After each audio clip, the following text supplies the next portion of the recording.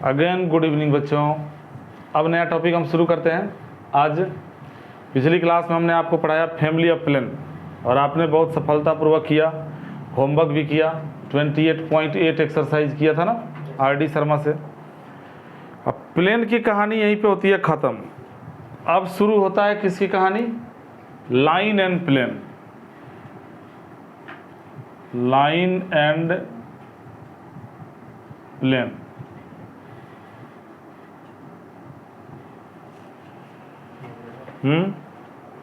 अब लाइन और प्लेन के बीच में क्या संबंध है? और एकदम आसान टॉपिक है ये। अगर आपने लाइन पढ़ा है, याद हो आपको कि डायरेक्शन कैसे निकालते हैं, फिक्स पॉइंट कैसे निकालते हैं, प्लेन में आपको नॉर्मल निकालने आता हो तो बिल्कुल आसान लगेगा। जो काम हम पहले करते थे वही काम अब भी करना है, अब भी डायरेक्शन ढूंढना है।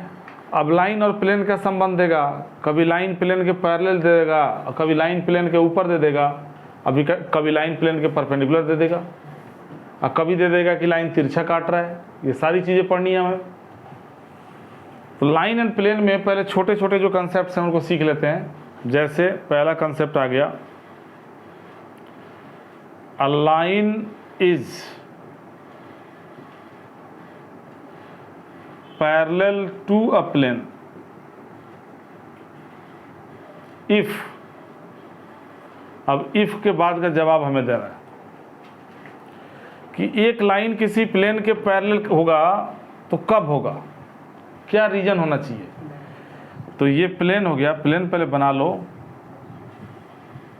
ये प्लेन हो गया, मान लो इसका इक्वेशन है r.n = d और इसी के पैरेलल एक लाइन हो गया और एक लाइन जो हो गया ये, इस लाइन का इक्वेशन हो गया r = a + λb।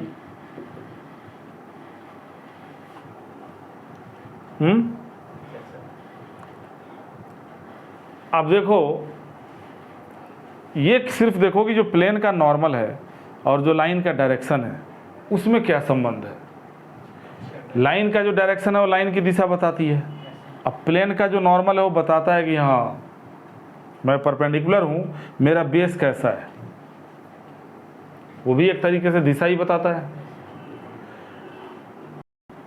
अब यहाँ से जो इसका नॉर्मल n वेक्टर होगा, इसको जब ड्रॉ करोगे तो देखोगे जो नॉर्मल होगा इस प्लेन का, ये नॉर्मल हो गया n वेक्टर जो प्लेन पे परपेंडिकुलर हो गया। लाइन के साथ इसका क्या संबंध होगा? लाइन पे भी तो परपेंडिकुलर होगा। तो अगर लाइन पे नॉर्मल परपेंडिकुलर हो गया तो इसका मतलब लाइन के डायरेक्शन पे परपेंडिकुलर हो गया। और जब दो वेक्टर परपेंडिकुलर हो तो उनका डॉट प्रोडक्ट क्या होता है? 0। तो अगर कोई लाइन किसी प्लेन के पैरेलल तुम्हें प्रूफ करना है तो तुम्हें दिखाना पड़ेगा इफ n.b = 0। क्वेश्चन में ये दिखाना पड़ेगा कि जो लाइन का नॉर्मल है, जो लाइन का डायरेक्शन है, उन दोनों का डॉट प्रोडक्ट 0 हो रहा है। कहने का मतलब, जैसे क्वेश्चन कोई छोटा सा ले लेते हैं, if the line x - 1/2 = y - 2/3 = z - 3/p is parallel to a plane plane का इक्वेशन दे दिया, x + 2y + 5 = 0। Then find p। ये आ गया, 2 नंबर में क्वेश्चन आ गया कि अगर ये लाइन इस प्लेन के पैरेलल है तो p की वैल्यू क्या होगी। तो भाई जब लाइन प्लेन के पैरेलल होगा ऐसे ये डायग्राम तुम्हारे में आएगा, पता डायरेक्शन के साथ 0 दिखा, तो बस उनके बाद थोड़ा सा लिख दो, कर let flow vector is normal of given plane, normal of given plane and B vector is direction of line, direction of given line. इतना लिखने में कुछ जाता है? एन वेक्टर नॉर्मल क्या है? आई प्लस 2 जेड तो है ही नहीं,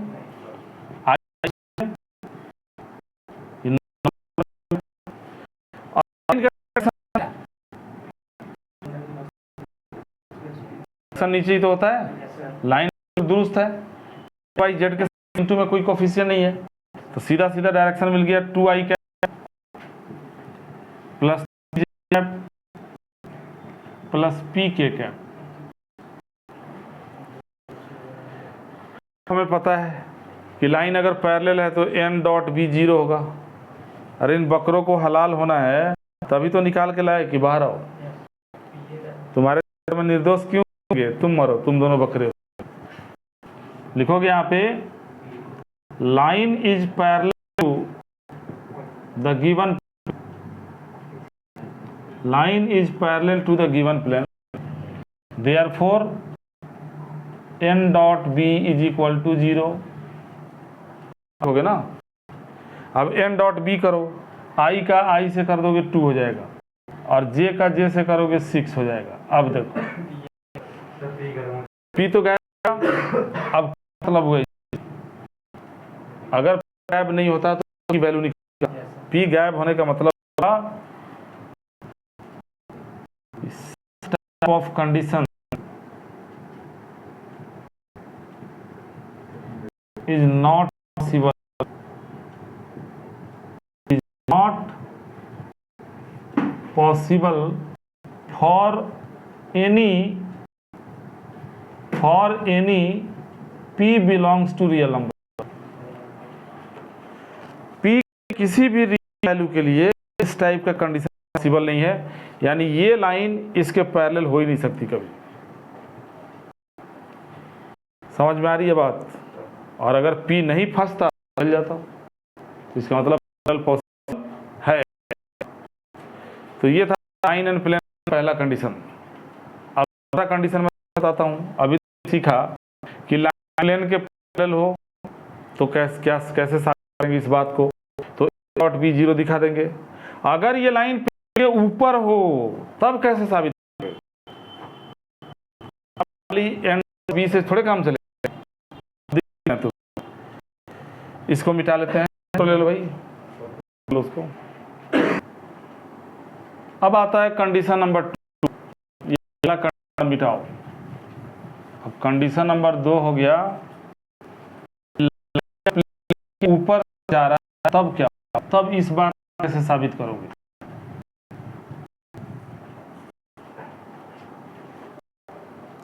line lies on the plane if, अब if के बाद जवाब देना है। कैसे इस बात को साबित करेंगे कि लाइन प्लेन के ऊपर लग रहा है? इस बार तो चलो ये प्लेन हो गया और इसी के ऊपर लेटा हुआ लाइन, जिस लाइन का equation R is equal to a plus lambda, इस प्लेन का इक्वेशन है R dot n is equal to d। अब थोड़ा आते हैं, यहाँ देखो तो अब इसमें कौन सी बड़ी बात हो गई? पहले भी पैरेलल, पहले भी नॉर्मल परपेंडिकुलर, अब भी नॉर्मल परपेंडिकुलर होगा। हाँ भाई ठीक है, तुम बिल्कुल कह रहे हो, एकदम नॉर्मल परपेंडिकुलर होगा, क्योंकि प्लेन पे ही जब परपेंडिकुलर है तो प्लेन के ऊपर से जो भी जाएगा सब पे परपेंडिकुलर होगा। लेकिन खाली एन डॉट बी दिखा देने से थोड़े काम चलेगा। एन डॉट पहले भी दिखाए थे, वो तो पैरेलल हो गया। ये समझ करना है ना कि ये लाइन के ऊपर खाली अकेले इफ एन डॉट बी 0 दिखाना ही पड़ेगा, एंड इसके साथ कुछ और भी दिखाना पड़ेगा, एक से नहीं चलेगा, इससे तो पैरेलल है। अब क्या दिखाना है, दिमाग लगाओ। तो जिस फिक्स पॉइंट को लाइन कंटेन है उसको प्लेन भी कंटेन करेगा। ये मत सोचना कि मैंने घेर दिया तो इतना ही छोटा प्लेन है, प्लेन का कोई आकार होता ही नहीं है। लाइन के ऊपर जो पॉइंट होगा जिसका पोजीशन वेक्टर होगा, ये फिक्स पॉइंट, ये तो ऊपर भी होगा ना। ये जो भी होगा प्लेन की इक्वेशन को सेटिस्फाई करेगा। और इक्वेशन को कैसे सेटिस्फाई करेगा, एक्स वाई जेड के जगह डालोगे, यानी आर इस पॉइंट को डाल। दूसरा क्या दिखाना, आर की जगह इस पॉइंट को डालोगे, a dot N is equal to d, ये भी दिखाएगा। A dot is equal to d दिखाओगे तो इससे साबित कि जो ये पॉइंट जो लाइन कंटेन कर रहा है और वही प्लेन भी कर रहा है, तो ये पैरेलल नहीं, ये ऊपर इसके साबित नहीं हो गया। ये दो चीज नहीं पड़ेगी। दूसरा कंसेप्ट हो गया। अब तीसरा कंसेप्ट देखो। अब सबका एग्जांपल थोड़े देंगे, एक एग्जांपल देके दिखा दिए, तुम्हें डायरेक्शन निकालने आता ही है, नॉर्मल निकालने आता ही है, बस दो कंडीशन दिखा दोगे। अगर बैक नहीं समझ में आता तो एन डॉट बी 0 दिखा दो और कार्टेशियन में चेंज कर दो, एक्स वाई जेड के फॉर्म में। और जो पॉइंट आएगा 1 2 3 हो या 5 हो, जो भी हो, एक्स वाई जेड की जगह पे डाल दो, 0 आना चाहिए। तरीके कर सकते हो। तीसरा पॉइंट आता है,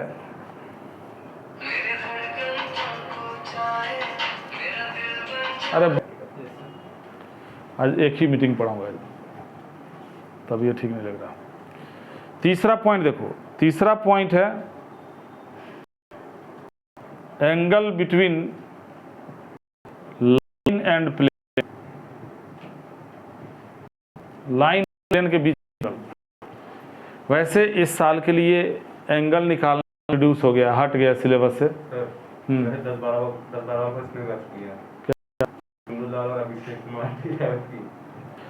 तो मैं ये कह रहा था कि angle between line and plane ये सिर्फ 2022 के लिए रिड्यूस हुआ है सिलेबस से, और छोटा सा टॉपिक है तो छोड़े क्यों, तुम्हें आगे काम आ जाए। लाइन और प्लेन के बीच का एंगल कैसे निकालते हैं। मान लो ये प्लेन हो गया,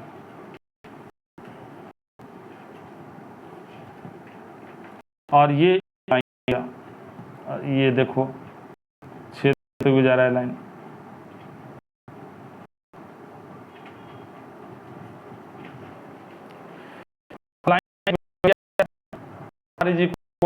लैम्डा,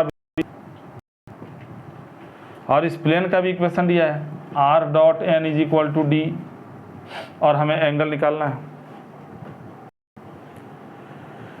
तो भाई तुम्हें से पता है कि एंगल भी निकलेगा डॉट प्रोडक्ट से निकलेगा, और एंगल निकलेगा जब ये कर्व ऐसे बनना चाहिए, दोनों वेक्टर का डायरेक्शन बाहर की तरफ, तभी तो ये एंगल निकल पाएगा है।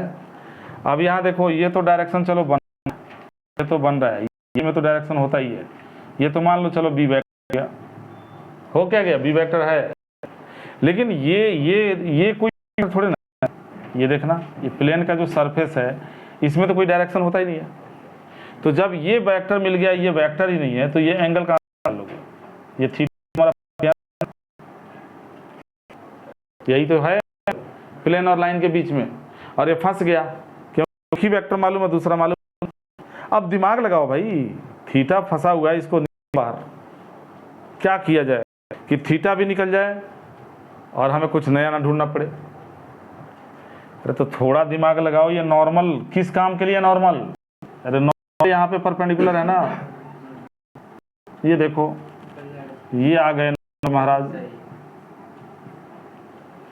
अब चलो ये नहीं मालूम, ये मालूम है, ये डायरेक्शन तो मालूम है, ये तो दोनों बाहर है, तो ये तो निकाल सकते हैं ना। अरे ये 90 तो 90 गया।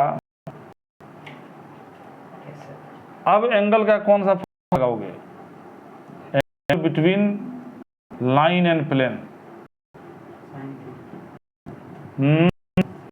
कॉस थीटा ही लगा ऐसा वो अलग, थीटा चेंज हो गया, 90 माइनस थीटा हो गया, यानी cos 90 minus theta is equal का dot n dot b upon n का मैग्नीट्यूड और बी का मैग्नीट्यूड।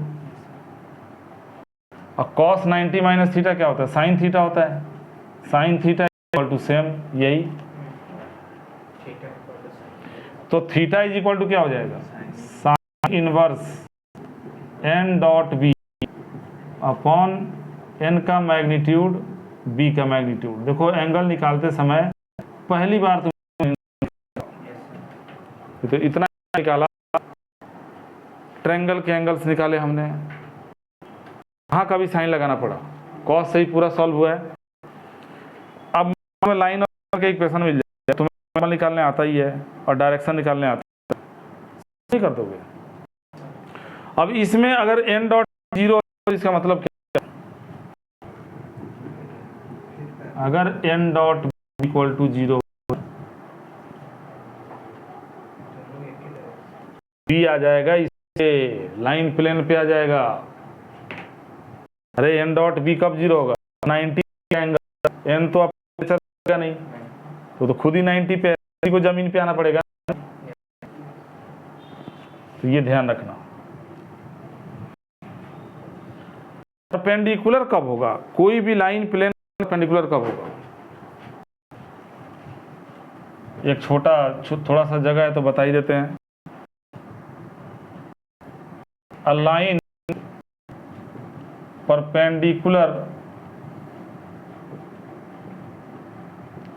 on plane, अगर कोई लाइन प्लेन परपेंडिकुलर हो, ये प्लेन हो गया,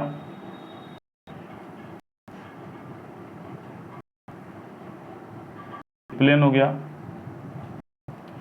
और इस पर्टिकुलर लाइन एकदम 90 के एंगल,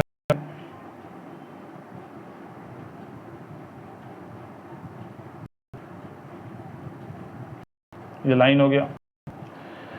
लाइन भी दिया R is equal to A plus lambda B, और दिया है आर डॉट एन बराबर डी, और हमें साबित करना है कि लाइन दिए प्लेन के परपेंडिकुलर है। तो कुछ भी साबित करना होता है तो काम करना पड़ता है, नॉर्मल डायरेक्शन का संबंध देखना पड़ता है। ये लाइन का डायरेक्शन हो गया और ये प्लेन का नॉर्मल हो गया, तुम खुद ही देख लो संबंध। प्लेन नॉर्मल प्लेन होगा, ये नॉर्मल, और ये लाइन का डायरेक्शन होगा। कुछ दिख रहा है? पैरेलल है कि नहीं है? और जब वेक्टर पैरेलल हो तो b is equal to lambda N होता है कि नहीं? मतलब सेम होगा या प्रोपोर्शनल होगा, नॉर्मल और डायरेक्शन होगा या तो सेम होगा या प्रोपोर्शनल होगा। इससे ये साबित होगा कि लाइन परपेंडिकुलर है। समझ में आई? ये छोटे छोटे क्वेश्चंस के, अब थोड़े अच्छे क्वेश्चंस हैं। चौथा condition, equation of a plane containing 2 points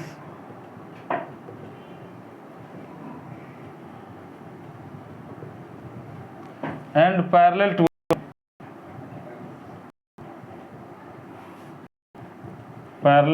a line।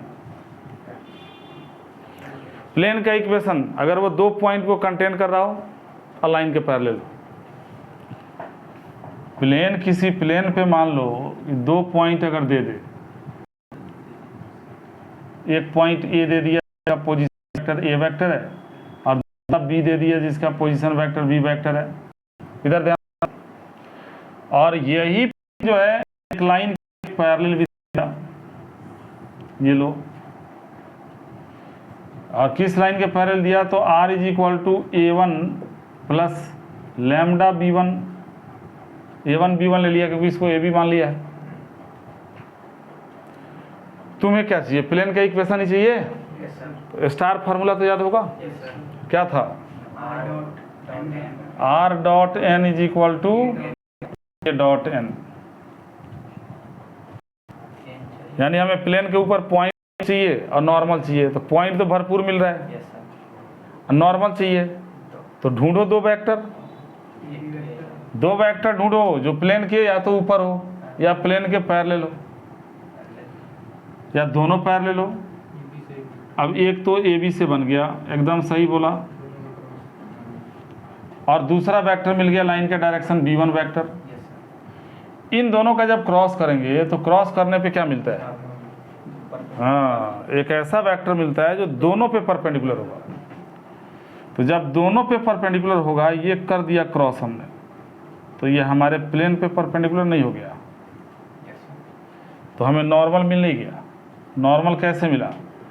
A B vector का क्रॉस कर दिया था b1 के साथ। यानी ए बी का मतलब क्या हुआ? Position vector of b minus position vector of a और क्रॉस में b1। अब नॉर्मल मिल ही गया, क्या करे हो? स्टार फॉर्मूले में डाल दो। अब तुम कहोगे स्टार में नॉर्मल तो डाल देंगे, लेकिन एक क्या डालेंगे? ना कोई नहीं, इनिशियल पॉइंट को लो। तो प्लेन का इक्वेशन क्या होगा? अब डालते हैं स्टार फॉर्मूले में, required plane is R dot normal क्या है? b minus A cross b1 और equal to A dot b minus A cross b1। अरे बाप रे बाप, ये कौन याद करना बड़ा फॉर्मूला। तब तो स्टार फॉर्मूला नहीं याद रखेंगे हम, स्टार फॉर्मूला ही याद रखेंगे। और नॉर्मल का कैसे फाइंड होगा इसका कंडीशन, इसे याद कर करके तो मर जाओगे फिर तो। अब तक जितने फार्मूले बने पिछले 2-3 क्लास में ध्यान से याद करो, सारे तो ऐसे ही बने। और इनको अगर STP में लिखोगे तो क्या लिख दोगे? याद है STP या भूल गए? STP of R b minus A b1 is equal to STP of A b minus A b1। हो सकता है ऑब्जेक्टिव टाइप क्वेश्चन में ये ऑब्जेक्टिव दे देगा ना कि ये दिया है, ऑब्जेक्टिव है ही नहीं। का ये साफ बोर्ड में तो ऑब्जेक्टिव नहीं है। अच्छा, अब एक क्वेश्चन देख लो इसके ऊपर। तुम जीत गए, मैं हार गया। तुम बोर्ड की बात बोल रहे थे। उफ, find the equation of plane. अब सुनो, इसको सुनो, इसका क्वेश्चन करोगे। Find the equation of plane containing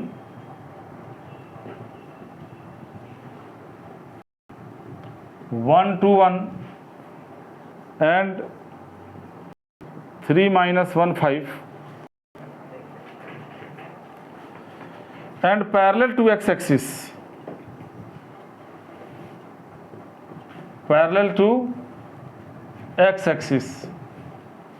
तो तुम पहले तो अधिक मतलब रूल के हिसाब से पहले तुम्हें मौका देना चाहिए, तो मैंने तुम्हें दिया 2 मिनट, फटाफट ऑन करो, आ जाओ।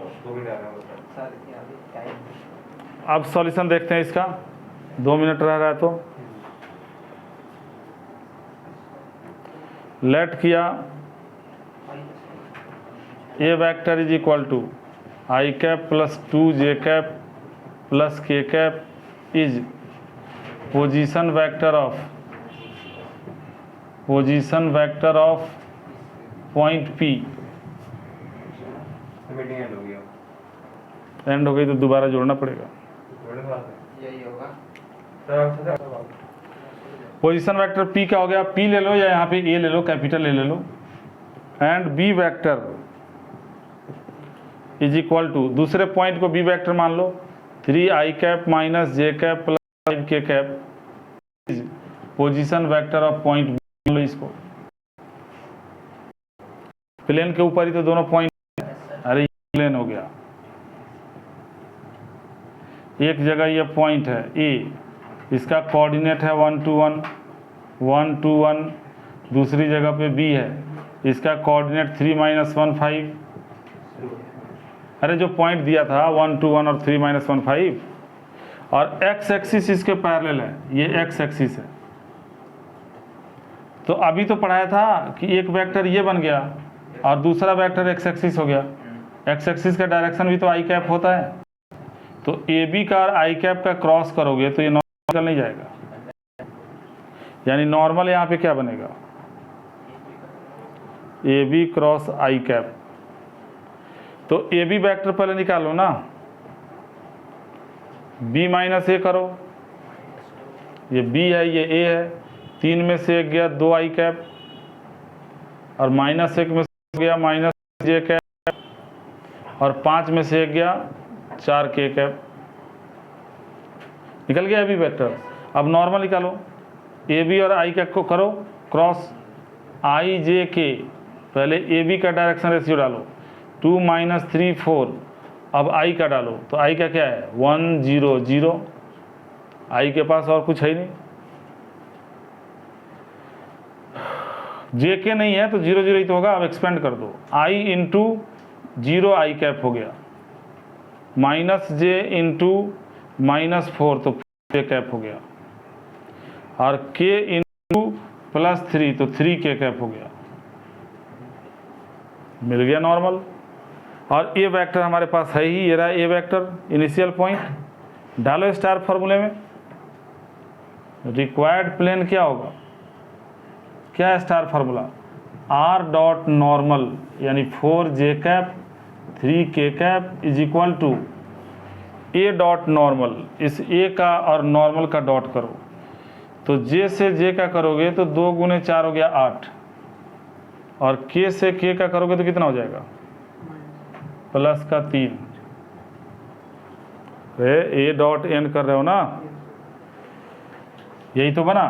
यानी इसको अगर कार्टेशियन में लिखोगे तो 4x + 3y 4y + 3 4y + 3 equal 11, ये तुम्हारा होगा 4y + 3 इक्वल टू।